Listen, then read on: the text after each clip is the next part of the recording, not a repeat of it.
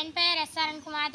மாணிக்கவாசன் நல்லவெளி 6ஆம் வகுப்பு படிக்கிறேன். நான் படித்த கதை தலைப்பு வந்து பஞ்சதந்திர கதையிலேருந்து நரியும் திராட்சைன்னு ஒரு கதை படிச்சிருந்தேன். ஒரு ஊரில் வந்து ஒரு நரி இருக்குமா, அது வந்து பசிக்குமா, அதனால காட்டு வழியில் போயிட்டுருக்கும். அப்போ வந்து ஒரு தோட்டத்தில் வந்து திராட்சையாக தொங்கிட்டு இருக்குமா. அதை பார்த்தோன்னா அது வந்து நரி வந்து அந்த ஓனர்கிட்ட போய் கேட்குமா, எனக்கு திராட்சை தெரியல, அது தரமாட்டேன்னு சொல்லுமா. அது வந்து பண்ணி வந்து 2 திராட்சையெல்லாம் தின்ட்டு போயிடுது அப்படின்னு சொல்லுமா. ஆனால் அதுக்கு அவங்க சொல்லுவான், ஆனால் நீ ஒரு நாள் என்னை பாதுகாமிச்சுக்கிட்டீங்கன்னா அதனால் நான் உனக்கு தருவேன் அப்படின்னு சொல்லுவான். ஒரு நாள் வந்து அந்த நரி யோசிக்குமா நைட்டு. அப்போ வந்து திராட்சை அதுவே சாப்பிட்டுட்டு பன்றி வந்து சாப்பிட்டுருச்சுன்னு சொல்லலாம் அப்படின்னு சொல்லி அது ஒரு நாள் சாப்பிட்டுட்டு அப்படியே தூங்கிடுமா. அதை கண்டுபிடிச்சிருவாங்களாம். அது வந்து பேசிக்கிட்டு இருக்கையில கண்டுபிடிச்சிருவாங்களாம் அதை.